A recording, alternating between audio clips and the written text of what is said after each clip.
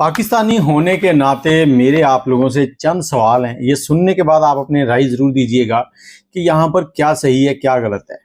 अब पाकिस्तान के अंदर इस वक्त कुछ जुर्माने हो रहे हैं। पहले उन जुर्मानों की डिटेल आपसे शेयर करते हैं और आपने इसको मद्देनज़र रखना है कि ऐसी गलतियाँ करनी नहीं है, और उसके बाद फिर कुछ और बातें आपसे करेंगे। वीडियो पूरी देख के अपनी राय देख के जाना है। अच्छा, सबसे पहली जो जुर्माना होता है वो मोटरसाइकिल वाले को होता है। हेलमेट ना पहनने पर 2000 रुपये का जुर्माना है, और इसके साथ ही अगर आप गलत जगह पर मोटरसाइकिल पार्क करते हैं तो आपको 2000 रुपये जुर्माना है। गाड़ी पार्क करते हैं उस पर भी जुर्माना है। ममनुआ जगह की तरफ गाड़ी के दाखिले पर 500 रुपये जुर्माना है। कुछ जगह पे लिखा होता है कि गाड़ी का दाखिला ममनू है, तो वहाँ पर 500 रुपये जुर्माना है। बाइक पर 3 अफराद बिठाने पर 2000 रुपये जुर्माना है। अक्सर होता है कि घर से निकले हैं, बाइक एक है, 3 लोग हैं तो एक पे ही जाते हैं। अगर पुलिस वालों ने रोक लिया या आप कैमरे के अंदर आ गए तो 2000 का जुर्माना आपको लग जाएगा। प्लास्टिक के हेलमेट पहनने पर जुर्माना जो है वो 5000 रुपये है। कुछ लोग ये जो कंस्ट्रक्शन वाले हेलमेट होते हैं इंजीनियर्स के लिए, वो वाले या सेफ्टी हेलमेट होते हैं वो पहन रहे हैं, तो उसकी वजह से आपको जुर्माना हो सकता है।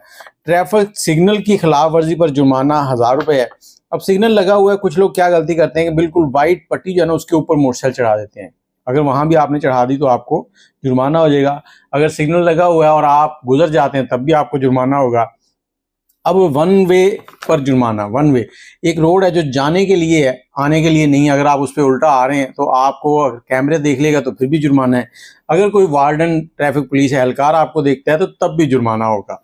अब बगैर ड्राइविंग लाइसेंस की गाड़ी चलाने पर 2000 रुपये जुर्माना है। और इसके साथ ही अब आपको इस मुल्क का दूसरा पहलू बताते हैं जो सबसे अजीब और हम सब सोचते हैं कि ये क्या है। अब यहाँ पर क्या होता है कि अगर सड़क पर बेशुमार गड्ढे खुदे हुए हैं, खड्डे हैं, टोए हैं, उसका कोई जिम्मेदार नहीं है।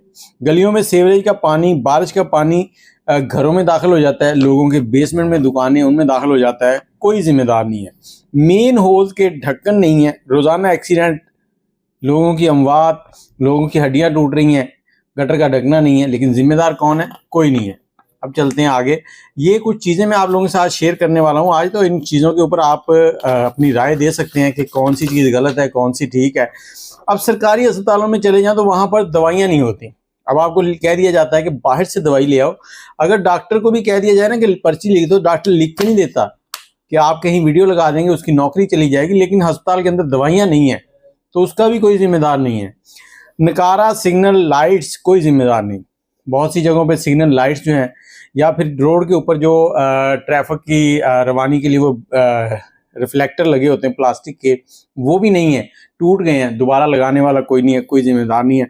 सड़क की खुदाई की जाती है। अक्सर क्या होता है कि किसी ने केबल डालनी है, किसी ने नाली डालनी है, ठेकेदार आता है, सीवरेज डालनी है, सड़क की खुदाई करता है, उसके बाद मिट्टी डालता है और लोगों के फेफड़ों में मिट्टी जाने के लिए खुला छोड़ के ऐसे ही चला जाता है। उसके ऊपर दोबारा सड़क नहीं बनाई जाती। उसके साथ ही सड़क पर सियासी फ्लैक्सेस और बैनर्स लगवाए जाते हैं, कोई जिम्मेदार नहीं है।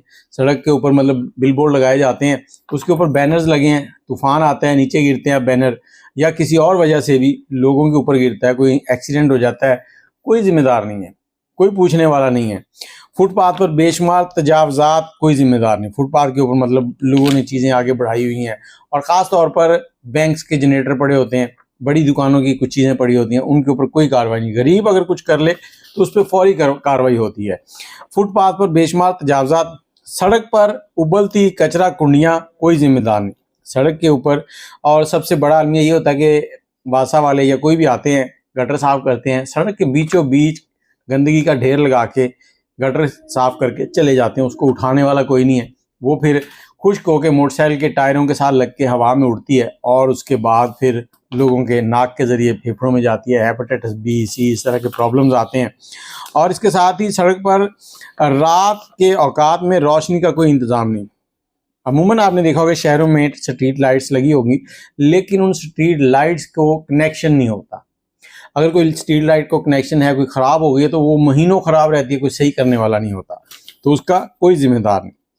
और इसके साथ ही ऐसा लगता है कि अवाम सिर्फ मुजरिम हैं और जुर्माने अदा करने के लिए बने हैं। इंतज़ामिया और हुकूमत की कोई जिम्मेदारी नहीं है, इन पर कोई कवायद व ज़वाबत लागू नहीं है, वो मसाइल के हल के लिए कभी कोई जिम्मेदारी नहीं है। क्या इन्हें मोरद इल्ज़ाम नहीं ठहराना चाहिए?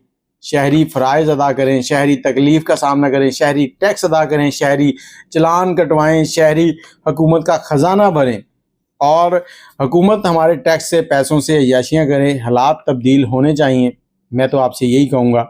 और ये सब मुमकिन होगा जब आवाम में बेदारी होगी। इस पैगाम को फैलाएं और वीडियो को शेयर कर दें। आपके टैक्स का पैसा गवर्नमेंट जो है, ये जो वज़ीर मुशीर है, ये मज़े लेके उड़ा रहे होते हैं। इनको कोई परवाह नहीं होती कौन है कौन नहीं। वो कहते हैं कि हमारा सिस्टम चलना चाहिए, बाकी जो भी है जहाँ भी है। तो आप क्या कहते हैं, जुर्मानों के साथ ये सारे मामला सेट होने चाहिए या नहीं होने चाहिए? अपनी राय कमेंट में ज़रूर दीजिएगा। मुझे इजाज़त दें। अल्लाह हाफ़िज़।